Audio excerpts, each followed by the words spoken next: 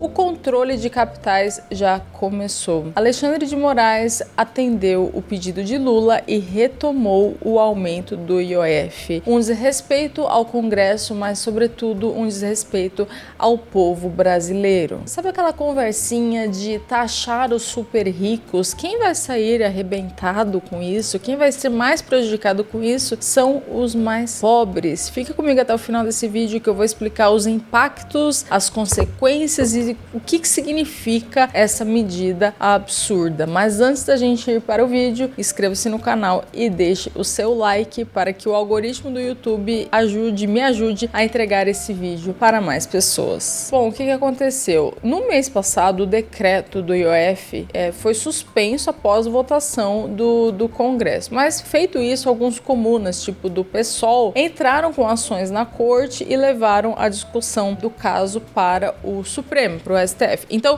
o resumo da história foi: o Lula decretou o aumento do IOF, o Congresso conseguiu derrubar, então caiu, mas aí os comunas, a comunada começou a questionar, a fazer pressão para levar esse caso para o STF. Como o STF é fechado com o Lula, agora o Alexandre de Moraes retomou o aumento do IOF. Um ponto importante é que antes o governo ele só podia aumentar o IOF para fins regulatórios, por exemplo, guerra tarifária. Mas agora o governo está liberado para aumentar para fins de arrecadação. E isso nos leva ao maior risco que existe no Brasil hoje, o risco de conversibilidade. Isso é algo que pouquíssimas pessoas falam sobre investimentos no Brasil, sobre o dinheiro que você tem hoje no banco, o dinheiro que você tem na sua corretora no Brasil aplicado em ativos brasileiros, o risco de conversibilidade, que nada mais é do que o risco de você não conseguir converter a sua moeda para uma moeda melhor, como o dólar americano é uma moeda infinitamente melhor do que o real brasileiro. E o risco de conversibilidade ele se dá através de medidas governamentais, como por exemplo o aumento do IOF, ou quem sabe uma restrição de capitais, uma restrição no sentido do governo impor o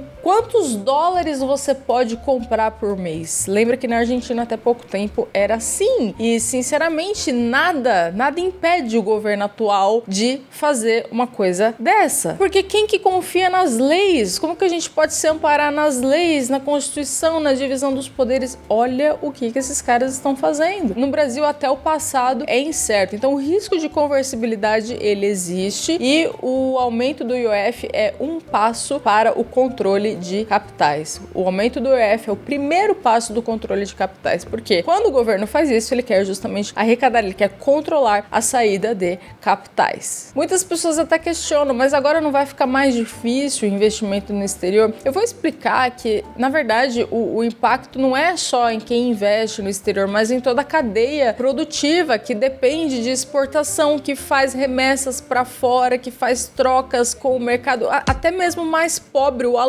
alimento, o insumo que chega para você, ele é de certa forma dolarizado. Então toda a cadeia produtiva é impactada negativamente. Do ponto de vista de investimentos, algumas pessoas podem argumentar que vai ficar mais caro e talvez fique mesmo. A gente não sabe. No momento que eu estou gravando esse vídeo foi hoje. Eu não sei ainda como que as corretoras vão operacionalizar isso, mas entenda, gente, é melhor que fique mais caro do que se torne absolutamente inviável você ter o seu dinheiro em uma moeda forte. Entenda que esse governo ele pode fazer isso. Então, pelo menos 30% de todos os seus investimentos tem que ficar fora do Brasil. Gente, não tem justificativa para você deixar todo o seu dinheiro no Brasil. Não dá, não tem sentido, não tem lógica. A sensação de insegurança que você tem, que você não sabe o dia de amanhã. Imagina se o governo daqui a pouco restringe, começa a colocar mais barreiras para você converter a sua moeda e você ter que passar o resto da sua vida com uma moeda fraca, uma moeda irrelevante como o real brasileiro. Então é melhor que você faça isso o quanto antes do que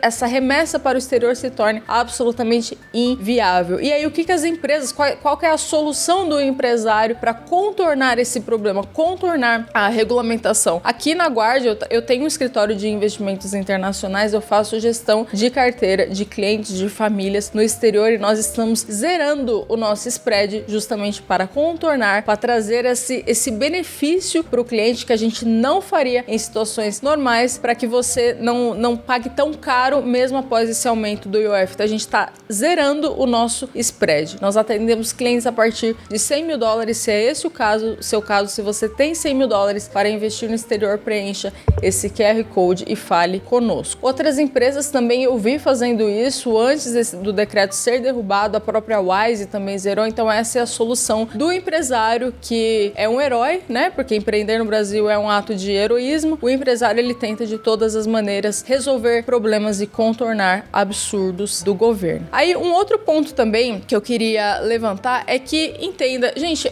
não existe mais decisão do Congresso. O STF é que manda em tudo. Quer dizer, o Alexandre de Moraes passou por cima do Legislativo e restaurou o aumento do IOF sobre operações financeiras. Quem eu vi falando isso muito bem, aliás, é um cara que eu admiro muito, tá? Eu não sou muito de admirar político, não, mas assim, o Marcel, ele realmente muito me admira pela bravura e pela forma como ele falou a respeito disso. Vamos assistir ele aqui. Mas de acordo com a Constituição Federal de 1988, artigo 49, inciso 5º, é da competência exclusiva do Congresso Nacional sustar os atos normativos do Poder Executivo que exorbitem do poder regulamentar ou dos limites de delegação legislativa. Vossa Excelência, deputado Hugo Mota, muito bem fez, aliás, mais uma vez, parabéns, ao não ter ido participar de uma audiência de conciliação que não existe, segundo a Constituição da República. Tampouco Davi Alcolumbre se fez presente.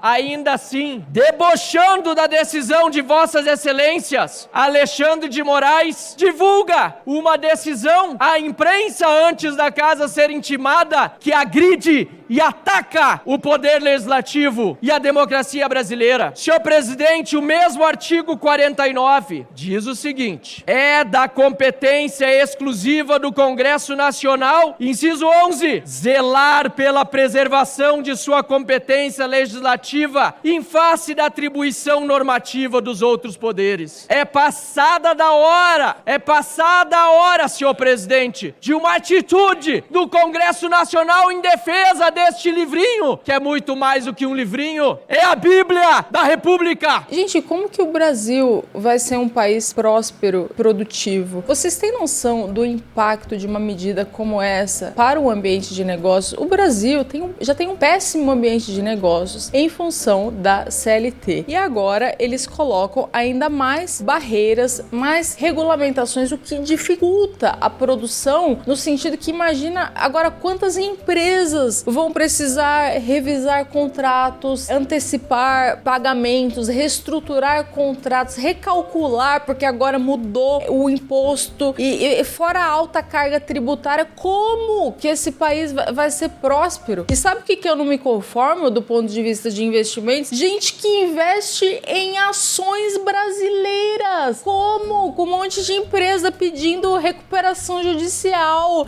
empresas falindo, e a pessoa acredita em bolsa brasileira. E assim, tudo bem, tem um fundamento da diversificação, do prêmio de risco, tem isso, mas você colocar todo o seu dinheiro em bolsa, eu já vi carteiras aqui, gente que tem mais da metade do patrimônio no Brasil em bolsa brasileira. O que é isso? Você quer investir em bolsa? Você acredita que tem boas empresas, bons empresários? Tem sim, de fato, mas faça isso gerenciando o risco, numa parcela menor da sua carteira. Não faça isso com todo o seu dinheiro. Olha o ambiente péssimo de negócios que a gente tem. Da mesma forma como é difícil para o pequeno empresário conseguir contornar essas barreiras regulatórias, para a empresa que está listada na bolsa também é difícil, porque no Brasil existe uma cultura anti-empresário, e o que o governo puder fazer para dificultar a atividade produtiva, ele vai fazer, como ele está fazendo agora. Um exemplo desse impacto na cadeia produtiva é que quando o Lula decretou o aumento do IOF, algumas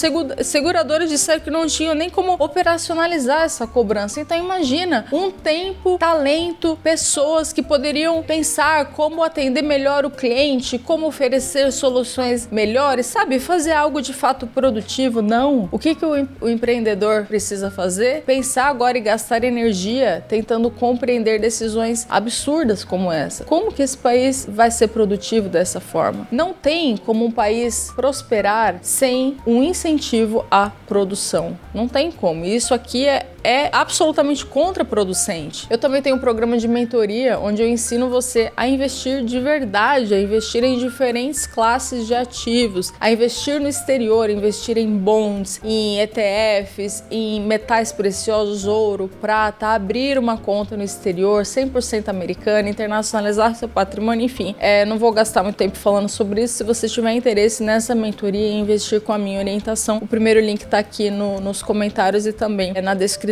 E qual que é o impacto na vida do cidadão comum? Tudo vai ficar mais caro, porque as empresas vão passar a ter um custo, não só esse custo nas operações financeiras, esse imposto, mas também o que eu falei, esse custo de revisitar contratos, de ter que contratar tributarista, de ter que isso e aquilo. Então isso é um desincentivo à produção. E esse governo, dito como governo do amor, não pensa em outra coisa senão taxar cada vez mais as pessoas e, por consequência, empobrecer o país. O Brasil está empobrecendo. E com esse tamanho gigantesco do Estado, com tanto ministério, com tanto mamador de teta, com tanta coisa, acaba que o governo Lula não consegue encontrar mais receita para custear esse populismo. E agora estão apelando para o IOF. Esse aumento do IOF também mostra como o governo não tem responsabilidade sobre as próprias contas. Então agora eles querem arrecadar de toda forma. E aí, falando na parte internacional de investidores estrangeiros, também tem o ponto do Lula, desse governo estar fechado com ditaduras e contra a América. Então, vocês estão entendendo a situação que tá o Brasil hoje, o buraco que o país está se enfiando? Eu acho que, independente de quem entrar em 2026, eu espero que seja alguém de direita, a situação é muito complicada, ela tá piorando dia após dia. Enfim, eu vou deixar um outro vídeo aqui pra vocês, onde eu explico um pouco melhor sobre